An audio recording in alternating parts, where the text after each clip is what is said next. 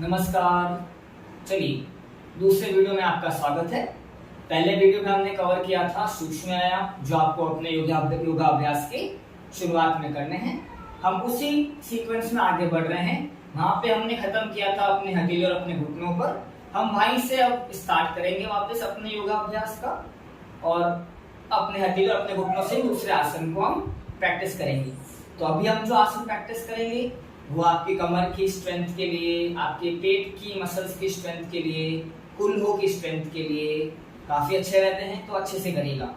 चलिए तो अभी आप लोग आ जाएं वापस अपने हथेलियों पर, अपने घुटनों पर, टेबल टॉप पोजीशन के अंदर। तो मैं आ गया हूँ अपने घुटनों पर, अपनी हथेलियों पर। घुटने मेरे हिप की लाइन में है, मेरी रिस्ट मेरे कंधे की लाइन में है। आप अपने कोनों को बेंड नहीं करेंगे। हमने आखिरी आसन किया था कैट एंड काउ पोस्चर। अब इसी से हम आगे बढ़ रहे हैं। अभी आपको इसी पोजीशन में रहना है, टेबल टॉप पोजीशन में, और यहाँ से धीरे से अपने राइट पांव को पीछे उठा दें। राइट पांव को सीधा पीछे उठा दिया। अपने पांव को नीचे दूर धकेल के रखें ताकि आपकी थाइस की मसल्स भी स्ट्रांग बनेगी और हिप की मसल भी स्ट्रांग बनेगी। अपने शरीर को हल्का सा ऊपर धकेलें ताकि कंधों पे जोर ना आए। और अभी धीरे से अपने अपोजिट आर्म को, अगर राइट लेग उठाया है तो लेफ्ट आर्म को सामने उठा देंगे। अपने हाथ को खुद से दूर धकेलिए और पांव को खुद से दूर धकेलिए। ये आपके पेट की स्ट्रेंथ के लिए, मसल्स की स्ट्रेंथ के लिए, और कमर की मसल्स की स्ट्रेंथ के लिए, हिप की मसल्स की स्ट्रेंथ के लिए बहुत अच्छा आसन है। 5 श्वास तक रुके यहाँ पर, शरीर को ऊपर धकेलते रहें। 5 4 3 2 1। लाइए हाथ नीचे, लाइए पांव नीचे।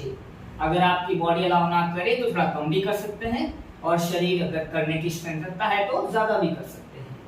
अभी साइड चेंज करेंगे। आप अपने लेफ्ट पांव को पीछे की तरफ उठा दीजिए। पांव को पीछे दूर पुश करके रखिए, जैसे किसी ने पांव पीछे खींच रखा है। अच्छे से उठा के रखें, शरीर को ऊपर धकेल के रखें, और अपोजिट हैंड को, राइट हैंड को सामने उठा दें। हाथ को खुद से दूर धकेलें। अपनी गर्दन पे कोई जोर ना दे, ठुड्डी आपकी सीने से दूर रहे। 5 4 3 2 1। आराम कीजिए। अभी यहां से थोड़ा हम अपनी थाइस को स्ट्रेच करेंगे। तो हम कर रहे हैं अश्व संचालन।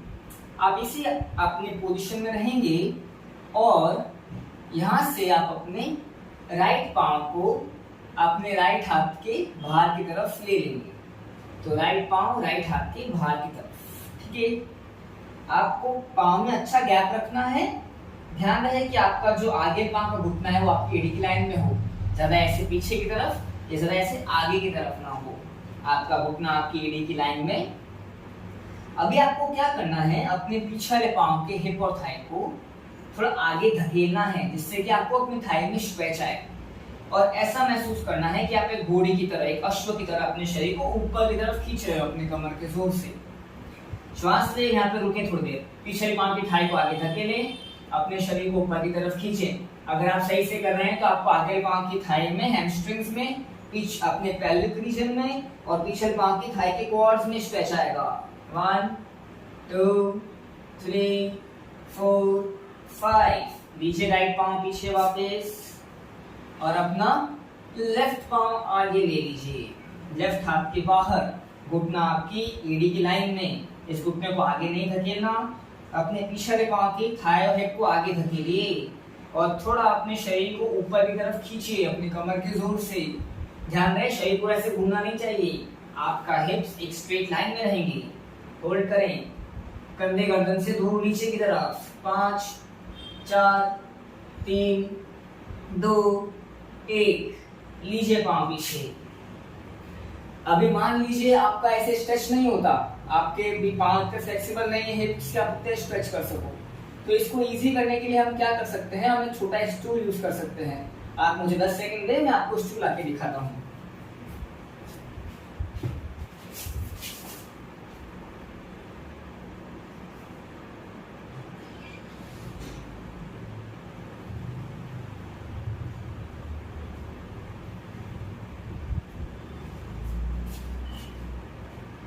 तो मैंने ये स्टूल ले लिया। आप इसे छोटा या कुछ बड़ा भी यूज कर सकते हैं। आप 2-3 तकिए लगा के भी कर सकते हैं। तो मुझे क्या करना है, मैंने इसको आगे रखा। पहले अभी आप जब कर रहे थे तो अपनी हथेलियों को जमीन पर रख रहे थे, अब आपको उसको इजी करने के लिए अपनी हथेलियां स्टूल पर रख सकते हैं। ठीक है, अब आपको थोड़ी सी हाइट मिल जाएगी तो पांव को आगे लाना इजी हो जाएगा। अब यहाँ से आप अपने राइट पांव को वापस आगे लेके आइए। अब ला पाएंगे आप आराम से, अपने पिछले पांव की थाई को आगे धकेलिए और शरीर को हल्का ऊपर खींच के रखिए। अपने थाइज में स्ट्रेच को फील करें, कुछ देर रुकें और फिर पांव पीछे ले लें। इसी तरीके से आप दूसरी तरफ से भी करें अच्छे से। एडी आपके घुटने की लाइन में रहे, आपके हिप एक सीधी लाइन में रहे, हिप को आगे धकेलें और थोड़ा शरीर को ऊपर खींच कर रखें और कंधे कान से दूर रहें, गर्दन लंबी रहे। होल्ड करें आसन को, थाइज में स्ट्रेच को फील करें और रिलैक्स करें। चलिए तो हम इसको हटा देते हैं अभी के लिए। अभी यहाँ से आप आ जाएंगे, थोड़ा अपनी पेट की मसल्स को स्ट्रॉन्ग करने के लिए हम करेंगे दंडासन या प्लैंक होल्ड। अगर आपकी कमर में दर्द तो आपको करना चाहिए आसन, पर ध्यान से करना है। ठीक है, अगर पेट की मसल ज्यादा कमजोर है तो उसका कमर पे जोर ज्यादा है तो ज्यादा देर होल्ड ना करें। उस केस में अगर दर्द लगे तो नीचे आ जाए वापस। मेरी हथेलियां मेरे कंधों की लाइन में है। मैं यहाँ से हल्का अपने पांव को पीछे लूंगा, अपने पंजों पर आ जाऊंगा और अपने घुटने उठाऊंगा ऊपर। मेरे को घुटने बेंड नहीं करने, मैं अपने घुटनों को सीधा करूंगा। अपनी थाइस को एकदम स्ट्रॉन्ग करिए, घुटने ऊपर खींच के रखिए। अपने हिप्स को ऐसे ऊपर नहीं धकेलना, वजन आपका अपने हाथों पर होना चाहिए, शरीर सीधी लाइन में होना चाहिए। आप ऐसा महसूस करिए कि आप अपने अपर बैक को, कमर के ऊपरी भाग को ऊपर की तरफ धकेल रहे हो जमीन से दूर। ध्यान रहे कि आपका गर्दन अंदर तक कभी भी ना हो, गर्दन लंबी रहे। अपनी कमर को अंदर ना आने दे, अपने पेट की मसल्स के जोर से कमर को ऊपर धकेल के रखिए ताकि आपकी कमर पे कोई जोर ना आ जाए। 10 श्वास तक रुकिए। अगर आप ना रुक पाए तो कम भी कर सकते हैं, कोई बात नहीं। 10, 9, 8, 7, 6, 5, 4, 3, 2, 1। लगाइए घुटने जमीन पर। अगर आपको आराम करना है तो यहाँ से शिशु आसन में आ सकते हैं।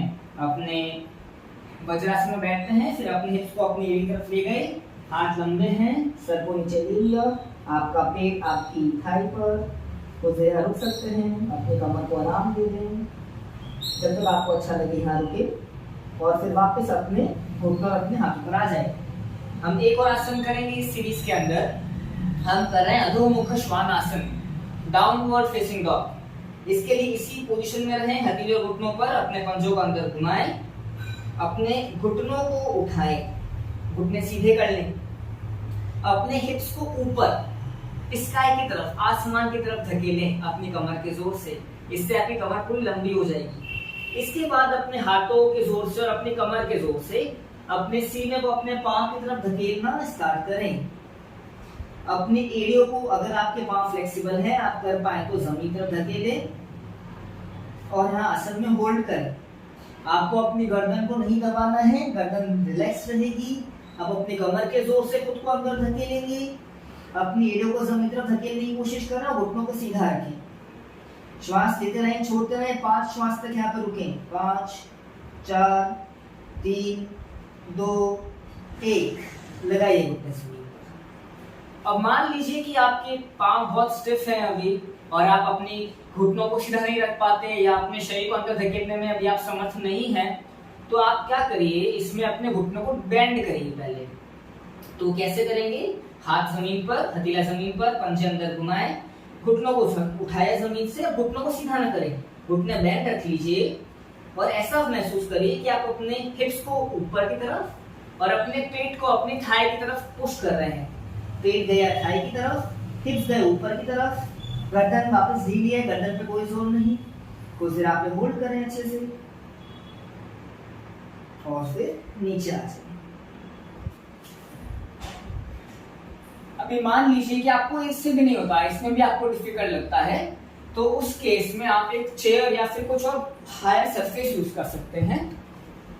जैसे कि आपने एक चेयर ले ली, अपने सामने रख ली, इस चेयर के बेस पर अपने हथेलियों को लगाया, अपने पांव थोड़े पीछे की तरफ ले गए और फिर वापस अपने कोनों को सीधा रखते हुए अपने हिप्स को पीछे धकेला, जोर से पीछे लिया, अपने सीने को अपने पांव की तरफ धकेला, अपनी घुटनों को सीधा रखते हुए एड़ियों को जमीन की तरफ धकेला और आसन में होल्ड किया। गर्दन को ऐसा नीचे पुश ना करें, ध्यान रखें।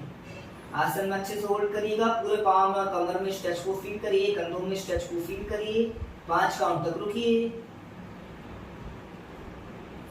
और फिर धीरे से आगे आकर रिलैक्स कर लें। चलिए इस वीडियो में इतना ही। अगले वीडियो में हम देखेंगे स्टैंडिंग आसन को।